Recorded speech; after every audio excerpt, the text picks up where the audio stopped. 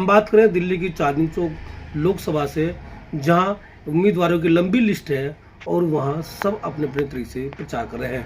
हमारे साथ है अमन समाज पार्टी के राष्ट्रीय अध्यक्ष एमडी नाजिर, जो चांदनी चौक लोकसभा से चुनाव लड़ रहे हैं। और ये इसलिए सीट हॉट है क्योंकि यहाँ कांग्रेस के दिल्ली प्रदेश अध्यक्ष रह चुके, 2 बार के सांसद रह चुके जेपी अग्रवाल गठबंधन के उम्मीदवार हैं।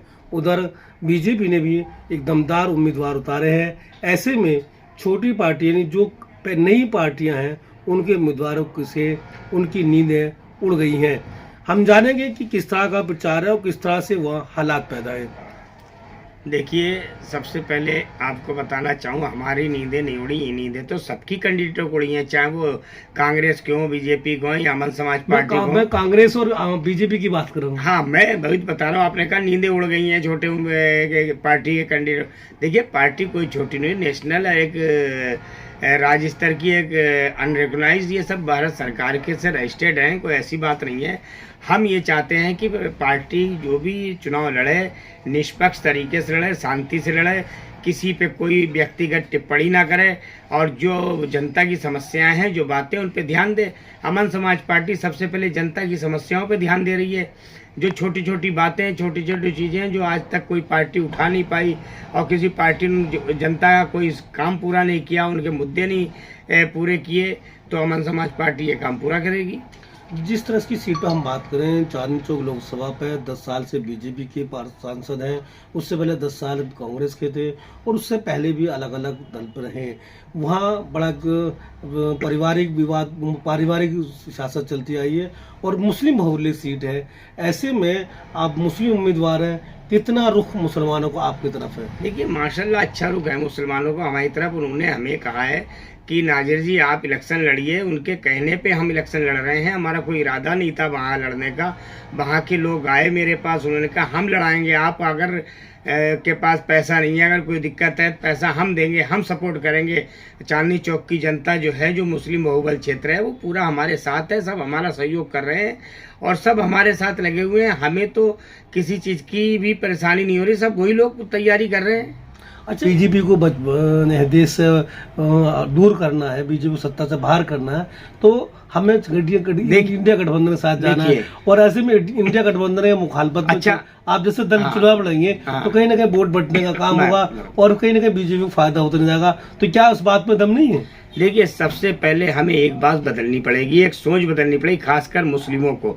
मैं सारे मुस्लिमों से, पूरी कम्युनिटी की, भारत से एक ही हाथ जोड़ के विनती करना चाहता हूँ। एक बात आप अपने दिमाग से निकाल दिए, बीजेपी आ जाए ये हो जाएगा, बीजेपी आ जाए वो हो जाएगा। बीजेपी का आप जिक्र करना बंद कर दीजिए, उसी दिन आप कामयाब हो जाएंगे। क्योंकि ये पार्टी, एक बात बताइए, आप ही कह रहे हैं कि हम छोटे दल हैं, हम क्या करेंगे।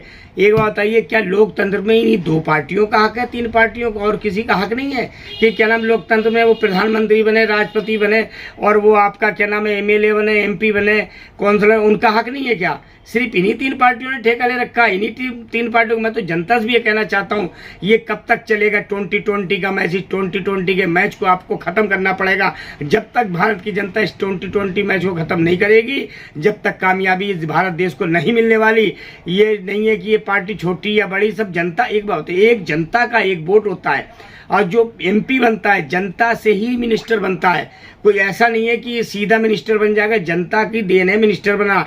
अगर भारत की जनता और खासकर मुस्लिम, हम भी वही बात कर रहे हैं कि जो छोटे दल इसलिए कहा था कि जो पार्टियां होती हैं, किसी का संगठन बड़ा होता है, किसी संगठन कम होता है। जिसका संगठन कम होता है वो छोटी पार्टी कहलाती है, जिसका संगठन बड़ा होता है बड़ी पार्टी कहलाती है। और ऐसे में अगर जिनका संगठन छोटा है वो वोट चुनाव लड़ेगी तो इतना जितना वोट जीत के चाहिए शायद उतना वोट ना मिले, तो कहीं ना कहीं जो जिसका विरोध में हम चुनाव लड़ रहे हैं वो चुनाव जीत जाएगा। देखिए, जब मैदान में पहलवान होते हैं, 4 पहलवान होते हैं, उसमें कोई सूखा सा पतला भी होता है, कोई तगड़ा भी होता है।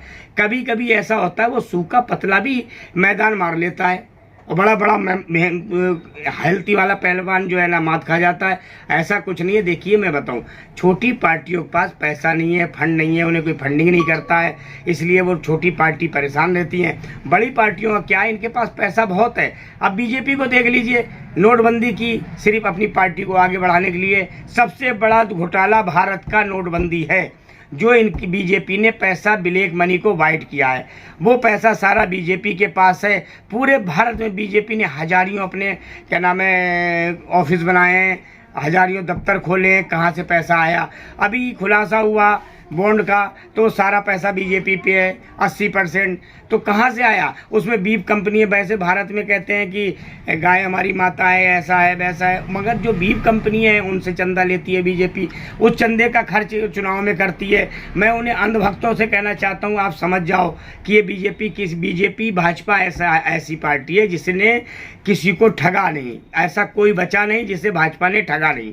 अच्छा, मेरा सवाल है कि हम चांदनी चौक लोकसभा के वापस आ जाए, हम नेशनल पॉलिटिक्स की बात छोड़ दें, तो चांदनी चौक में आपके क्या मुद्दे रहेंगे? किन मुद्दों को लेकर चांदनी चौक में चुनाव लड़ने हैं? देखिए, चांदनी चौक में जो मेन चांदनी चौक एरिया है, जो पुरानी दिल्ली है, वहाँ में सफाई व्यवस्था, वहाँ के लोग रहन सहन, पानी की समस्या, बिजली की समस्या, एजुकेशन की समस्या, शादी घरों की समस्या और बहुत सी समस्याएं, ये तो मैंने गिनाई, दुनिया भर की समस्याएं। जब से देश आज़ाद हुआ पुरानी दिल्ली का नक्शा नहीं बदला, पुरानी दिल्ली के लोग नहीं बदले, क्योंकि ये पार्टियां चाहती नहीं पुरानी दिल्ली का विकास हो।